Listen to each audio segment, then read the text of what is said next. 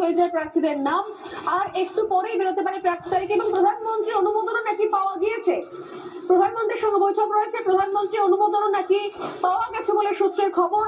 অর্থাৎ অপেক্ষার অবসান হয়তো হতে পারে আজ রাতেই, কারণ গতকাল রাত্রে ফাইনালি, গতকাল মধ্যরাত পর্যন্ত বৈঠক চলে, গতকাল রাত্রে ফাইনালি যে তালিকা নাকি তৈরি করা হয় সেই তালিকাতে নাকি শিলমোহর দিতে চলেছেন প্রধানমন্ত্রী।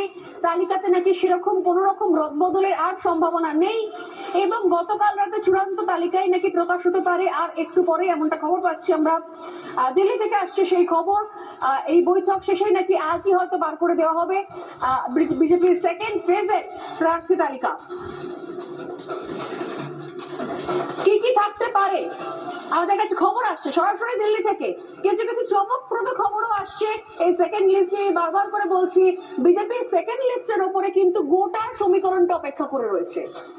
কারণ তৃণমূল কংগ্রেসের প্রার্থী তালিকা দেখার পর খাতা পেন নিয়ে অনেকে অঙ্ক কষতে পারছেন না, যেমন আমিও, যতক্ষণ পর্যন্ত পুরো তালিকা দেখতে পাওয়া যাচ্ছে। তাহলে স্পষ্ট হবে যে আসলে মমতা বন্দ্যোপাধ্যায় নিজের নাক কেটে পরের যাত্রা ভঙ্গ করলেন, নিজের পায়ে নিজে কুড়ুল মারলেন, নাকি আসলে কোথাও আগে থেকে বুঝে গিয়েছিলেন যে এ যাত্রায় আর টিকে থাকা যাবে না, তাই যারা যারা কলঙ্কিত তাদের ঘাড়ে এই হারের দায়টা চাপানোর জন্য তাদের কেন্দ্র রদবদল করে তাদেরকে কঠিন কঠিন জায়গায় পাঠিয়ে এবং তাদের বিরুদ্ধে দলের অন্য লবিকে অ্যাক্টিভ করে দিয়ে তাদের হাতে টিকিটটা গুঁজে দিলেন, যাও বাবা কিছু করে দেখাও। কোনটা? এবং আপনারা জানেন নিশ্চয়ই প্রার্থী রদবদলে তৃণমূলের অন্দরে কি পরিমাণ ক্ষোভ রয়েছে। এই মুহূর্তে আমি পরপর কয়েকটা খবর দেখাবো, তারপর আসছি আজকে আলোচনাতে। প্রথম খবর আসছে আমার কাছে আমডাঙ্গা থেকে। প্রার্থী রদবদলে তৃণমূলের অন্দরে এমন ঝগড়া, এমন ওপেন চ্যালেঞ্জ চলছে যে সেই সিট তৃণমূল কংগ্রেস কোনোভাবে আর করতে পারবে না। এখন বিজেপিও যদি সেকেন্ড লিস্টে সেরকম স্ট্রং ক্যান্ডিডেট না দেয় তাহলে এই সিট চলে যেতে পারে অন্য কারোর কাছে, হতে পারে হয়তো এজিউপির কাছে, হুমায়ুন কবিরের দলের কাছে চলে যেতে পারে, হতে পারে আইএসএফ এর কাছে চলে যেতে পারে। এই মুহূর্তে আমডাঙ্গা থেকে খবর আসছে, আমডাঙ্গাতে বিদায়ী বিধায়ক রফিকুরের অনুগামীরা ভয়ঙ্কর বিক্ষোভ দেখাচ্ছে। আমডাঙ্গাতে আগুন জ্বালিয়ে বিক্ষোভ দেখানো হচ্ছে, সেই ছবি আমাদের কাছে এসেছে। পীরজাদা কাশেম সিদ্দিকের নামে তাদের আপত্তি, রফিকুর রহমানকে প্রার্থী করার দাবি তাদের তরফ থেকে। এই কাসেম সিদ্দিকী, আমি কাসেম সিদ্দিকীর আমাদের কাছে একটা বক্তব্য রয়েছে। কাসেম সিদ্দিকী তিনি কয়েকদিন আগে পর্যন্ত তৃণমূলের বিরুদ্ধে গলা ফাটাচ্ছিলেন, তারপরে কোনো একটা অজানা কারণে তিনি তৃণমূলের ঘরে চলে আসেন এবং আগে তৃণমূল ছেটে ফেলে কাসেম সিদ্দিকীকে শেষ পর্যন্ত টিকিট দেয়, দল সিদ্ধান্ত নেয়। এবং রফিকুর রহমানকে কেন প্রার্থী করা হবে না, দেখুন মঙ্গলবারও অশান্তি হয়েছে আর আজ বুধবার, আজও বিভিন্ন জায়গাতে আগুন জ্বালিয়ে প্রতিবাদ বিক্ষোভ চলছে। আমি একটুখানি অডিওটাই ছবিটা দেখাতে চাইবো টিমকে, ফুল ফ্রেম।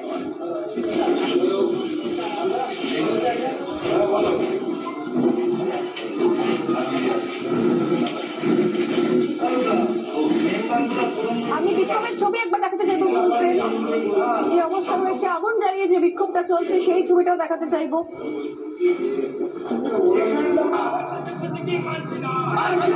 কি অবস্থা দেখুন, কি ভয়ঙ্কর অবস্থা। টায়ার জ্বালিয়ে তৃণমূলের প্রতিবাদ বিক্ষোভ চলছে দলের ক্যান্ডিডেটের বিরুদ্ধে। প্রতিকুর রহমানকে নির্বাচন করতে হবে নাকি মমতা বন্দ্যোপাধ্যায়কে আবার তালিকা নতুন করে লিখতে হবে, second time candidate list publish করতে হবে, না হলে কিন্তু তারা এই আগুন জ্বালিয়ে ছাড়খাড় করে দেবেন। মমতা বন্দ্যোপাধ্যায়ের সাধের দুধের গাই বলে কথা, এত সহজে অ্যাডজাস্টমেন্টে তো আসবে না। আমি সংক্রান্ত সমস্ত খবরে নজর রাখবো। এই মুহূর্তে আমার কাছে খুব গুরুত্বপূর্ণ একটা খবর আসছে, খুব গুরুত্বপূর্ণ। প্রথম দফার বৈঠক শেষ হলো, দিল্লি থেকে খবর আসছে নরেন্দ্র মোদীর সঙ্গে বিজেপি উচ্চ নেতৃত্বের বৈঠক চলছিল, শীর্ষ নেতৃত্বে, এবং প্রথম দফার বৈঠকও চলবে। হয়তো চূড়ান্ত তালিকা নিয়ে কিছু বক্তব্য রয়েছে প্রধানমন্ত্রীর নিজের, বা কোনো ক্যান্ডিডেট নিয়ে বা কোনো কিছু নিয়ে তার খুব ইম্পর্টেন্ট কিছু বক্তব্য রয়েছে, সেই জন্যই হয়তো আরো দ্বিতীয় দফার জন্য তিনি বৈঠক ডাকলেন। এই মুহূর্তে প্রধানমন্ত্রী দ্বিতীয় দফার বৈঠকের জন্য যাচ্ছেন।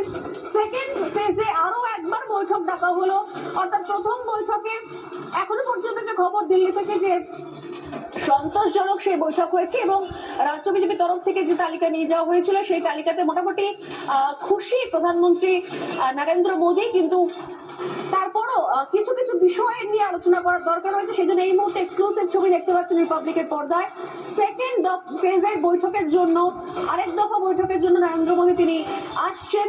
পরপর দুটো বৈঠক আজকে হলো এবং সেকেন্ড বৈঠকের পর আশা করি সেক্ষেত্রে আজকেই হয়তো এই তালিকা বেরিয়ে যাবে। আমি বলছিলাম যে তালিকাতে কিন্তু বেশ কিছু চমক থাকছে, আমাদের কাছে আরো কিছু খবর আসছে, কারণ ফার্স্ট বৈঠকের পর কিছু কিছু ইনফরমেশন এসে পৌঁছেছে রিপাবলিকের কাছে। আমি সেই চমকগুলো দেব, তবে তার আগে আমি বিক্ষোভের ছবিগুলো দেখাবো, তার সঙ্গে স্টুডিওতেও আসবো আলোচনা করার জন্য। বিজেপির বৈঠক আপাতত সন্তোষজনক এমনটাই সূত্রের খবর, এবং সেকেন্ড দফার এই বৈঠক হয়ে যাওয়ার পর প্রধানমন্ত্রীর সই শপথ হয়ে যাওয়ার পরই শেষ পর্যন্ত পাবলিশ করে দেওয়া হবে অনলাইনে সম্ভবত প্রথম এই বিজেপির সেকেন্ড ফেজের প্রার্থী তালিকা। এর মাঝে বিক্ষোভের খবরও আসছে, পরবর্তী খবর আসছে জীবনতলা থেকে। এই মুহূর্তে জীবনতলা চৌমাথা, সেখান থেকে খবর আসছে কঠিন পরিস্থিতি, তো অত্যন্ত কঠিন।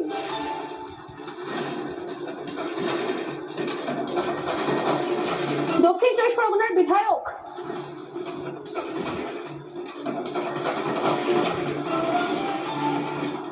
দক্ষিণ চব্বিশ পরগনায় জীবনতলায় বিক্ষোভ তৃণমূল কংগ্রেসের। ক্যানিং পূর্বের প্রার্থী নিয়ে ক্ষোভ তৃণমূলের। ক্যানিং পূর্বে শওকত মোল্লাকে প্রার্থী করার দাবি, আর এই শওকত মোল্লাকে তো অলরেডি ভাঙড়ে প্রার্থী করে দিয়েছেন মমতা বন্দ্যোপাধ্যায়। শওকত মোল্লা এখন বোমা টোমা যাই বাদুক না কেন, ভাঙড়ে গিয়ে বাদুক, মমতা বন্দ্যোপাধ্যায় চান। আর অন্য কোথাও থেকে কাজ নেই, কিন্তু শওকত মোল্লা তো নাছড় বান্দা, তিনি জানেন যে ভাঙড়ে তিনি গেলে অবধারিত ফেল করে আসবেন। সবাই বলছে এটা নাকি পানিশমেন্ট পোস্টিং, যাকে বলে পানিশমেন্ট আর কি, সিট দেওয়া।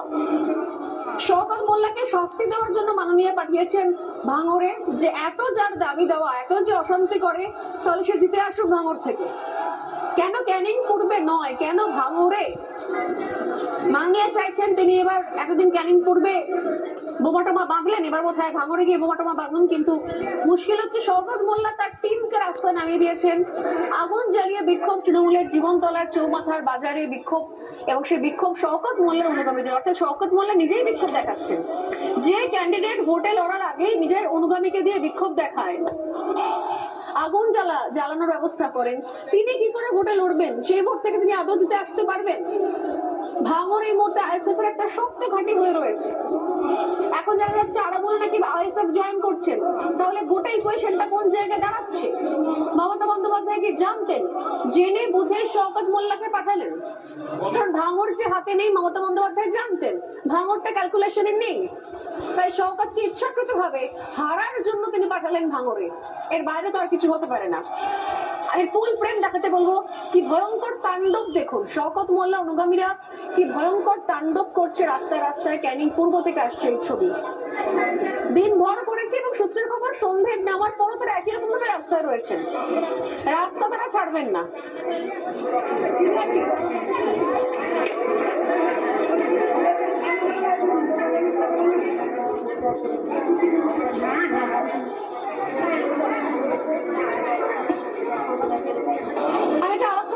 আমার সঙ্গে যারা রয়েছেন স্টুডিওতে রয়েছেন অধ্যাপক ঝন্টু বড়াই। মধ্যে দেখুন চারিদিকে তারই ভাষায় বলছি, তারা টিকিট পেলে কি করেন আর টিকিট না পেলে কি করেন, তাদেরকে উস্কালে কি হয়, আর না উস্কালেও এমনি এমনি আগুন জ্বালা, তাদের এমনি এমনি আগুন জ্বালাতে ভালো লাগে।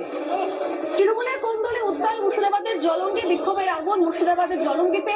টিকিট পাননি বিধায়ক আব্দুর রাজ্জাক, তার বদলে প্রার্থী হয়েছেন বাবর আলী। বাবর আলীকে তারা বহিরাগত বলছেন। এখন এক দুধেল গাই ঘরোয়া, আরেক দুধেল গাই বহিরাগত। তো বহিরাগত দুধেল গাইয়ের জন্য ঘরোয়া যে দুধেল গাই, তারা এই মুহূর্তে আগুন জ্বালিয়ে ফেলেছে। আর তৃণমূল কর্মীদের তাণ্ডবে আগুনে এই মুহূর্তে রাস্তা কার্যত বন্ধ, জলঙ্গি অবরুদ্ধ হয়ে পড়েছে। ভয়াবহ অবস্থা চলছে এখানে জলঙ্গিতে। আমি আগে আসবো নীলাদ্রি বাবুর কাছে, তবে তার আগে নীলাদ্রি বাবুর কাছে আসার আগে আমি আরো একটা তৃণমূল কংগ্রেসের যে সীমাহীন তোষণ এবং সেখানকার যে ফসল, তোষণ এবং ফসল, সেই দুধেল গাড়ির আরো একটা কারনামা দেখা হচ্ছে। সেটা হচ্ছে হরিশ্চন্দ্রপুর। টিকিট না পেয়ে ক্ষোভ মন্ত্রী তাজমুলের। আমি কিছুক্ষণ আগে বললাম হরিশ্চন্দ্রপুরের 3 বারের বিধায়ক তাজমুল এবারে কেন তাকে প্রার্থী করা হলো না তিনি সোজাসুজি জানতে চাইছেন। তাজমুলের বদলে প্রার্থী করা হয়েছে মাতিবুর রহমানকে। তৃণমূলকে বিশ্বাসঘাতক বলছেন ক্ষুব্ধ তাজমুল। দল ছাড়ার ইঙ্গিত দিলেন তাজমুল, বলছেন এমন দল আমি করব না। বুঝুন, বাংলা একটা কথা আছে, যার জন্য চুরি করি সেই বলে চোর। এ তো যাদের জন্য তোষণ করি তারাই বলছে বিশ্বাসঘাতক। এটা কি হয়ে গেল মাননীয়া? এগুলো কি আপনার হিসেবে ছিল নাকি হিসেবের বাইরে হয়ে গেল? প্রার্থী তালিকা শুরু করেই বিজেপিকে অ্যাডভান্টেজ দিয়ে দিলেন। প্রার্থী তালিকা শুরু হওয়ার পরই কোনো খেলাই হলো না, আপনি অহেতুক আত্মঘাতী গোল একটার পর একটা আপনি খেয়ে বসে রয়েছেন। টিকিট না পেয়ে ক্ষোভ মন্ত্রী তাজমুল হোসেনের। তিনি বলছেন তিনি 3 বারের বিধায়ক, কেন তাকে এবারে টিকিট দেওয়া হয়নি? মানে এত চায় তবু তবু তবু তাদের খিদে মিটছে না। 3 বারের বিধায়ক মানে এবারও তাকে টিকিট দিতে হবে, এবারে তাকে বিধায়ক হতে হবে। কি বলছেন তাজমুল হোসেন? তিনি বলছেন তৃণমূল কংগ্রেস বিশ্বাসঘাতক দল, তিনি বলছেন দল ছেড়ে দেবো। শুনুন একবার। এই যে আইপ্যাকের এতগুলো নির্দেশ, এত যে মনে করছে কি বলে পার্টির প্রোগ্রাম, সমস্ত প্রোগ্রামগুলো আমরা অক্ষরে অক্ষরে পালন করেছি। তা সত্ত্বেও আমাদেরকে টিকিট করলে যারা পার্টির জানে না তাকে টিকিটটা দেওয়া হয়। দল কি কোথাও বিশ্বাসঘাতকতা করবে? দল অবশ্যই, আমি এটা কথা বলবো, দল আমার সাথে বিশ্বাসঘাতকতা করবে। নীলাদ্রি বাবু, এটা কি হলো? স্বর্ণালী, আমার খুব আশ্চর্য লাগছে, কারণ এবারে না এই এসআইআর এর ফলে 1,23,00,000 মানুষের নাম এখন অব্দি ভোটার লিস্টে জায়গা পায়নি। শেষ পর্যন্ত নম্বরটা কতই দাঁড়াবে আমরা জানি না, কিন্তু এর ফলে কি হচ্ছে, তৃণমূল কংগ্রেস বিজেপির থেকে ভোটের অঙ্ক অনেকটা পিছিয়ে শুরু করছে। কারণ তৃণমূল কংগ্রেসের ভোট ছিল 2024-এ যদি দেখেন 2,77,00,000, আর বিজেপির ভোট ছিল 2,34,00,000। এবার যদি 1,20,20,00,000-এর বেশি মানুষের নাম বাদ যাবে, 1 কোটি মানুষের নামও বাদ যায়, আর এরা যদি সত্যি ভুয়ো ভোটার হয় তাহলে ধরে দেওয়া যেতে পারে না তৃণমূলের ভোটার। কারণ ভুয়ো ভোটটা সাধারণত শাসক দলের দিকে যায়, সিপিএম আমলে সিপিএম এর দিকে যেত, এখন তৃণমূলের দিকে যায়। ভুয়ো ভোট তো এমনি ভোটার লিস্টে থাকে না, সেগুলোকে ব্যবহার করে শাসক দল। এই ভোটটা বাদ গেলে তৃণমূলের ভোট 2 কোটির নিচে নেমে আসতে পারে। এত বড় বিপর্যয়ের মুখে দাঁড়িয়ে অন্তত দলটা তো ঐক্যবদ্ধ থাকতো, কিন্তু এখন দেখছি দলের মধ্যে লড়াই শুরু হয়েছে, তৃণমূল বিজেপির সাথে লড়বে।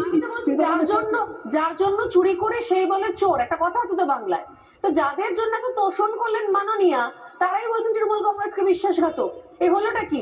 দুধেল গাইয়ের মধ্যে আবার ঘরোয়া দুধেল গাই, বহিরাগত দুধেল গাই, ভালো দুধেল গাই, খারাপ দুধেল গাই, চোর দুধেল গাই, সাধু দুধেল গাই, এত দুধেল গাইয়ের ভ্যারিয়েশন মমতা বন্দ্যোপাধ্যায় কোথেকে নিয়ে এলেন? কাদের জন্য তাহলে এতদিন ধরে তোষণ করে গেলেন?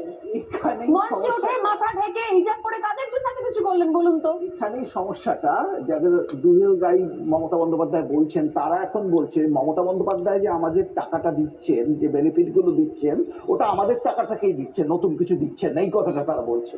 একটা রিয়েলাইজেশন তাদের মধ্যে প্রকাশ্যে, মানে এটা আমাদের সরকার, আমরা এটা বাইট রয়েছে, আপনি জানেন নিশ্চয়ই। আমরা বানিয়েছি মমতা বন্দ্যোপাধ্যায় মুখ্যমন্ত্রী, আমরা দল চালাই, আমরা ক্ষমতায় বসিয়েছি, আমরা ঠিক করে পশ্চিমবঙ্গ কি চলছে না। মমতা বন্দ্যোপাধ্যায় কি তৃণমূলের টাকা দিচ্ছেন নাকি আমাদের ট্যাক্সের টাকা দিচ্ছেন? প্রশ্ন আমি আসছি ঝন্টু বড়াইকের কাছে। তবে তার আগে এই মুহূর্তে আরো একটা গুরুত্বপূর্ণ খবর দিই, যে খবরের জন্য আমরা অপেক্ষা করছিলাম, যে বিজেপির চূড়ান্ত তালিকা এই মুহূর্তে আরো চমকের কথা এসে পৌঁছেছে দিল্লি থেকে। এই মুহূর্তে এক্সক্লুসিভ যে খবরগুলো আমাদের কাছে আসছে, বিজেপির প্রার্থী তালিকায় বেশ কিছু চমক থাকছে সেকেন্ড লিস্টে, এবং সেখানে হেভি ওয়েট কিছু মুখও থাকছে। এই মুহূর্তে ব্রেকিং নিউজ থাকছে, সেই বড় চমকের সম্ভাবনা রয়েছে। তালিকায় থাকতে পারে আইএস বা আইপিএস এর নাম, এছাড়াও তালিকায় থাকতে পারে আরেক প্রাক্তন বিচারপতিরও নাম। বড় চমক থাকতে পারে বিজেপির সেকেন্ড লিস্টের প্রার্থী তালিকায়, অর্থাৎ একেবারেই যে কোনো রিসার্চ ওয়ার্ক নয়, একেবারেই যে হঠাৎ করে বা আগে থেকে ভাবনা চিন্তা নয়, এবারে একেবারে আটঘাট বেঁধে তৃণমূল কংগ্রেসের প্রার্থী তালিকা দেখে 19-20 কিছু তো চেঞ্জ হয়েছে, যদিও বিজেপি প্রার্থী তালিকা এভাবে চেঞ্জ হয় না, অনেক আগে থেকে অনেক তাদের নিজেদের সার্ভে চলতে থাকে। রাতারাতি প্রার্থী চেঞ্জ করে দিলাম এরকম জেনারেলি হয় না, অর্থাৎ অনেক আগে থেকেই এনারা ইচ্ছা প্রকাশ করেছিলেন। এবং সূত্রের খবর একজন চিকিৎসকও থাকতে পারেন, আইএস বা আইপিএস র্যাঙ্কের মানে পদমর্যাদার কেউ থাকতে পারেন, এবং প্রাক্তন বিচারপতিরও নাম শুনতে পাওয়া যাচ্ছে বিজেপির এই সেকেন্ড লিস্টে। অতএব এতদিন পর্যন্ত যেরকম রাজনীতি বা পলিটিক্সের শিকার হতে হয়েছে বঙ্গ বিজেপিকে, অর্থাৎ যেভাবে কোথাও রং ন্যারেটিভ ছড়ানো হয়েছিল, এই বাঙালি অবাঙালি করে, এই বহিরাগত ডকুমেন্টে দিয়ে, এই আমিষ নিরামিষ করে, আসলে শিক্ষিত মানুষ সেটাতে চাইছে না, বুঝছে না, সেটা কোথাও তার রিপ্রেজেন্টেশনের জন্য কিন্তু সেই রকম চেহারার লোকজনকেই কিন্তু বিজেপি সেকেন্ড লিস্টে নিয়ে আসছে বলে সূত্রের খবর। এবং যথেষ্ট রিসার্চ করে, হোমওয়ার্ক করে, দীর্ঘদিন ধরে এদের সঙ্গে কথা বলে শেষ পর্যন্ত ফাইনাল করা হয়েছে। কারণ মমতা বন্দ্যোপাধ্যায় লিস্টের মতো 11th আওয়ারের বিশাল কোনো রদবদল নয়। মোটামুটি আমি আবারও বলছি, যে খবর আমাদের কাছে আসছে, যে তালিকা রাজ্যের শীর্ষ নেতৃত্বরা নিয়ে গিয়েছিলেন, সেই তালিকাতেই আপাততভাবে সেই তালিকাতেই সন্তোষ প্রকাশ করেছেন খোদ প্রধানমন্ত্রী নরেন্দ্র মোদী। এবং সেই সন্তোষ প্রকাশ করার পরে সেকেন্ড বৈঠক রয়েছে, এবং সেই বৈঠক সম্ভবত কিছু স্ট্র্যাটেজিক মিটিং কেন্দ্রিক কিছু বৈঠক, গত কিছু বৈঠক, অর্থাৎ কি স্ট্র্যাটেজিতে এগোনো হবে, কিভাবে এই প্রমোশন বা বাকি জিনিসপত্র, কিভাবে কি ইনস্ট্রাকশন থাকবে। কিন্তু তালিকা কিন্তু মোটামুটি চূড়ান্ত, এবং সেই তালিকা প্রধানমন্ত্রী ইতিমধ্যে দেখেও নিয়েছেন। যে চমকগুলো থাকবে সেগুলো আমি আগেই বললাম, চিকিৎসক থেকে শুরু করে IAS IPS পদমর্যাদার কেউ, এবং তার সঙ্গে প্রাক্তন বিচারপতিরও নাম শুনতে পাওয়া যাচ্ছে সেকেন্ড লিস্টে। খুব গুরুত্বপূর্ণ। আর কিছুক্ষণের অপেক্ষা, আমি আবারও বলছি, সম্ভাবনা সূত্র বলছে যে আজ রাতেই হয়তো প্রকাশ হতে পারে বিজেপির সেকেন্ড লিস্ট। আমি আসছি ঝন্টুবাবুর কাছে। ঝন্টুবাবু, প্রথম দফাতে 144, অনেকেই বলছেন 144-এর মধ্যে অধিকাংশই তো বিজেপির একদম কোর জোন। উত্তরবঙ্গ রয়েছে, রাঢ়বঙ্গ রয়েছে। সেই 144 দেখেই মমতা বন্দ্যোপাধ্যায় ঘাবড়ে গিয়ে একটা আত্মঘাতী গোল করে ফেললেন, সিদ্ধান্ত নিয়ে ফেললেন। না হলে একের পর এক আমি দেখতে পাচ্ছি যে কেন্দ্রগুলো নিয়ে ভয়ঙ্কর বিক্ষোভ চলছে, এগুলোতে এমনি হাত থেকে বেরিয়ে যাচ্ছে। কারণ বিজেপিকে দরকার নেই, তৃণমূলকে হারানোর জন্য তৃণমূলই যথেষ্ট। দুটো জিনিস, বিজেপির প্রথম তালিকা, অর্থাৎ সমাজের সব স্তরে সবার প্রতিনিধিত্বের যে প্রশ্নে একটা স্টাডি তুমি বলেছিলে, পিছন দরজায় দীর্ঘ ক্যালকুলেশন করে বাংলার মাটি, বাংলার সংস্কৃতি, বাংলার সাথে অন্তরঙ্গ বাঙালি, যেটা তৃণমূলের 15 বছরের ইতিহাস এই শাসনকালে নেই। সেই জায়গায় সেই যেমন একটা কাজ করেছিল মমতা ব্যানার্জির মনস্তাত্ত্বিক জায়গায়। দ্বিতীয়, তুমি যদি এই 15 বছরের তৃণমূলের রাজত্বকালটা দেখো, দলটা কিন্তু গ্র্যাজুয়ালি শুধু নামেই মা মাটি মানুষ থেকেছে, কিন্তু মা মাটি মানুষের থেকে দূরত্ব বজিয়েছে, এবং মাঝখানে ঢুকেছে এজেন্সি রাজত্ব। যখনই তুমি জনপ্রতিনিধিরা তাদের মাঝখানে মার্কেটিং সংস্থাকে ঢুকিয়ে দেয়, একদম, তখন কিন্তু মানুষের হৃদয়ঙ্গ, প্রচুর পরিমাণে সেলিব্রিটি নির্ভরতা। একদম আপনি একদম সঠিক পয়েন্টে বলছেন। বিজেপির যদি তুলনা করা যায়, সেখানে অভিজিৎ গঙ্গোপাধ্যায়ের মতো লোকজনও রয়েছেন, আবার কলিতা মাঝি তার মতো একদম একদম প্রান্তিক, যাকে বলা হয় সর্বহারা প্রান্তিক, সেরকম স্তরের মানুষও কিন্তু এবার টিকিট পেয়েছেন। এটা তখনই হয় যখন তুমি মানুষের সাথে মিশবে, যেটা পলিটিক্যাল পার্টির প্রথম কন্ডিশন। তৃণমূলকে জনবিচ্ছিন্ন হয়ে গিয়েছে। তুমি তৃণমূল নেত্রী নিজে বলছেন আইপ্যাক, যে একটা দলের যিনি সর্বোচ্চ নেত্রী, তিনি যখন একটা ভোট কৌশলী সংস্থার দপ্তরে ইডি হামলা করলে তিনি গিয়ে সরাসরি ঢুকেন এবং বলেন যে ওরা তৃণমূলের মুখপাত্র, প্রতীকজন তৃণমূলের মুখপাত্র। তুমি দেখো আর্কাইভ খুলে 30 সেপ্টেম্বর দিয়েছিলেন। আজকে প্রশ্নটা হলো, মানুষের থেকে কিন্তু জনবিচ্ছিন্ন মমতা ব্যানার্জি। এবং তুমি খেয়াল করে দেখবে 18 সাল 19-এর লোকসভা কেন তৃণমূল খারাপ রেজাল্টটা করেছিল এই কারণে, এই এজেন্সি রাজত্বে মমতা ব্যানার্জি বুঝে উঠতে পারেনি মানুষ কি চাইছে। বরং মমতা ভার্সেস, অর্থাৎ মাদার ভার্সেস যুব, এই লড়াইটা তখন বহু জায়গায়, বিশেষ করে পার্থবতী হেরেছিল লোকসভায়, হেরে গেল। দ্বিতীয়, পয়সা। এখানে রীতিমতো দাঁড়িয়ে থেকে মদন মিত্র, কল্যাণ ব্যানার্জিরা বলেছিল আইপ্যাক তো টাকার বিনিময়ে পদ বিক্রি করে। এই যে টাকার বিনিময়ে পদ, আমার কোথাও ধরে মনে হচ্ছে এই নাম বাতিলের পিছনে একটা বড় ফ্যাক্টর হতে পারে। কে কত ভেগ দিতে পেরেছে, কে কত টাকার বান্ডিল পৌঁছতে পারছে। তৃতীয়, মুসলিমরা। তাই ভোট চাইতে এসে বাড়িতে ভেতরে প্রবেশ করবেন না। আমার বাড়িতে গৃহদেবতার পুজো হয়, তাই ভোট চাইতে এসে বাড়ির ভেতরে প্রবেশ করবেন না। আপনারা না জানি কি সমস্ত অখাদ্য কুখাদ্য খেয়ে থাকেন, এইটা ভাইরাল হয়ে গেছে সোশ্যাল মিডিয়াতে। কিন্তু এবছরের নয়, 2019 সম্ভবত, আমি জানি না, কিন্তু এটা পুরনো, ফ্যাক্ট চেক করে দেখলাম এটা পুরনো। কিন্তু কি করে জানি না, এটা এই মুহূর্তে এখন আবার নতুন করে ভাইরাল হয়ে যাচ্ছে। অর্থাৎ বিকাশ বাবু অনেক দিন বাদে আবার যাদবপুরে প্রার্থী হচ্ছেন, কিন্তু ঘটনাচক্রে যাদবপুরের মানুষ মনে রেখেছেন কেউ কেউ মানুষ, যতই তারা ভেবে নিন না কেন যে আমাদের ভোট ব্যাংক, আসলে আবারও একটাই প্রশ্ন, আমাদের বলে কোনো ভোট ব্যাংক হয় না, ভোট ব্যাংক কখনো কারণ হয় না। যদি দিনের পর দিন ভোট ব্যাংক দেখে যে আপনি ভুল বোঝাচ্ছেন, মুরগি বানাচ্ছেন, ভোট ব্যাংকও কিন্তু সজাগ হয়ে যায়। আমি এই পোস্টারটা দেখে কথা বলছি।